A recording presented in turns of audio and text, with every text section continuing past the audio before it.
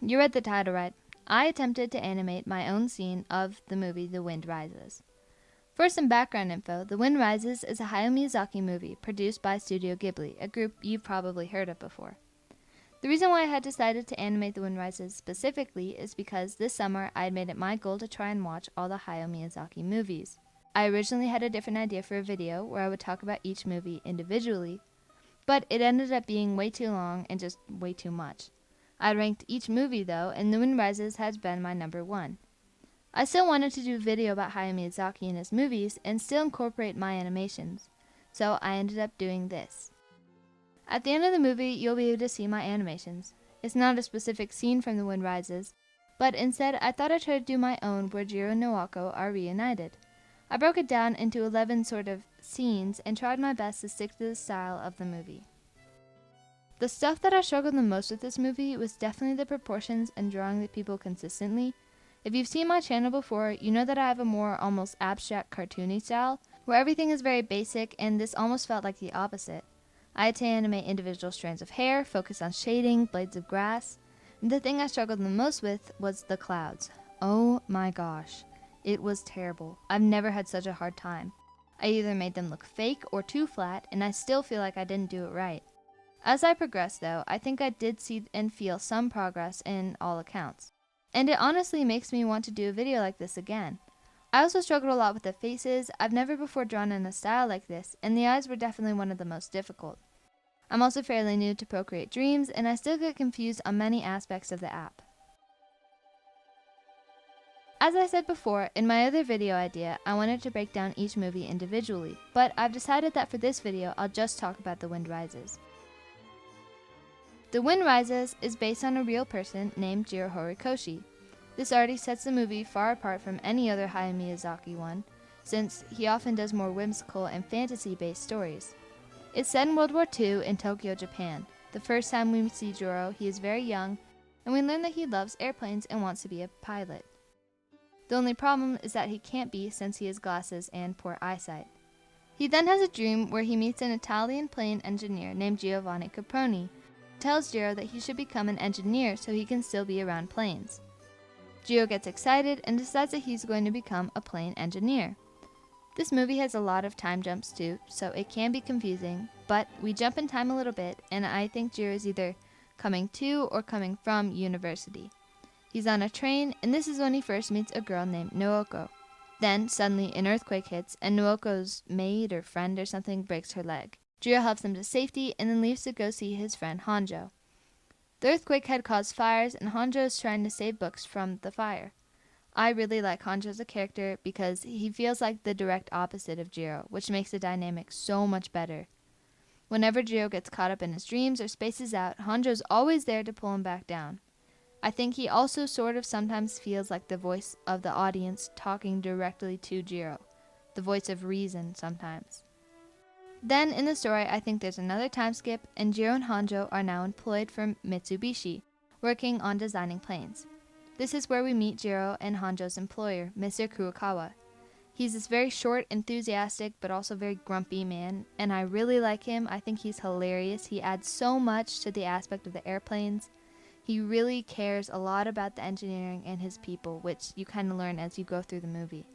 Jiro and Hanjo work on planes for a bit, and Jiro has another dream with Mr. Caproni, where Mr. Caproni tells him about how he's going to retire soon. Then Jiro and Hanjo are sent to Germany to try and study planes.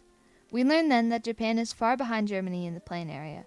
Germany already has metal planes, while Japanese planes are still mostly wooden, and Hanjo and Jiro talk a lot about their struggles to want to build better planes, but how they can't because of how poor Japan is.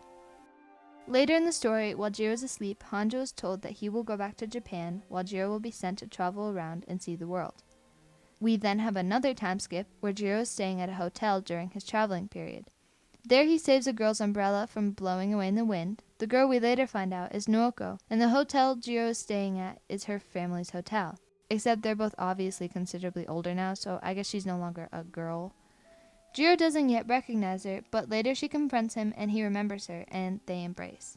The night after Naoko confronted Jiro, they're supposed to meet for dinner, and while Jiro's waiting, he meets an odd German man named Castor. Kastrup tells Jiro about how the German engineer Jiro had met while he was working in Germany is trying to fight Hitler. Kastrup then talks a lot about how Germany will bomb everyone and how everyone will die. It's really confusing, especially when Kastrup is talking about how the mountain is a good place to forget things. I don't know, it's very ominous and just very weird. We then have a sort of time montage of Nooko and Jiro talking and hanging out, Jiro testing paper airplanes and throwing them to her in her room in the hotel. A considerable amount of time passes, and Jiro and Nooko confront Nooko's father to say that they are in love and wish to get married. Her father approves, and we then learn that Nooko has tuberculosis and wants to get better before her and Jiro get married. Jiro agrees and goes back to Tokyo to keep working on airplanes. He's reunited with Hanjo and Mr. Kurokawa and is given a very specific mission, or I guess an airplane, to work on. We learn about how seriously he's taking it and that Hanjo is also working on a plane, which is a heavy bomber. Then, suddenly, the secret police are looking for Jiro, and he has to move in with Mr. Kurokawa and his wife. While he's staying there one night, he gets a call learning that Nooko has had a lung hemorrhage. He rushes back to her, hopping in a train right away, and they embrace. Once Jiro leaves back to Tokyo, we learn that Nooko has decided to go to a sanatorium in the mountains to try and heal. We then have another sort of slow period of Jiro and Hanjo working on their plane. Then, suddenly, after receiving a letter from Jiro, Nooko has decided to go to Tokyo and greet him. They embrace, and she tells him that she just wanted to see him. He agrees, and that night they get married in Mr. Kurokawa's house. Okay, here are some really big spoilers, so skip to the animation if you don't want to know how the movie ends. Okay, we learn that Nooko doesn't have much time left, and the two have decided that they're just going to live together as long as they can. Another period of Jiro working on his plane and Nooko resting at home happens, and then Jiro's sister, who I kind of forgot about, shows up to visit. She's a nurse in training and tells Jiro that he should send Nooko back to the sanatorium because she will die soon.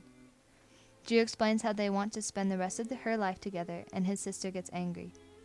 The next day is Jiro's plane launch, and as they're about to launch, we cut back to Nooko. She tells Mrs. Kurokawa and Jiro's sister that she's going on a walk, but it is clear that she's leaving. When she doesn't return, Mrs. Kurokawa and Jiro's sister find letters from Nooko addressed to them explaining that she's going back to the sanatorium and that she wants Jiro to remember her as strong and who she was before. We also learn as the movie progresses that Nooko never wants to be a burden to Jiro and his work. So I think in her mind she thought that leaving was the best thing for Jiro. From the letters, Jiro's sister cries, Mrs. Kurokawa cries, I cried, and we're suddenly back at the plane testing. Jiro feels a large gust of wind and realizes that something has happened. Then there's another big time skip and Jiro's having a dream again. We see Mr. Capone and learn that Jiro is now retired and that the planes he was working on were all destroyed in the war. We then see Nooko in the dream, and she tells Jiro that he has to keep on living and enjoy his life. He cries and thanks her, and that's pretty much how the movie ends. I loved this movie so much, and I usually hate movies that end sad, but something about this was different. It was very impactful. Maybe it's just because I'm getting older. I don't know. I didn't even bother to see if this is accurate to the real Jiro Horikoshi because I don't care. I love the movie, and I love doing the animation. I hope you do too. So, without further ado, enjoy.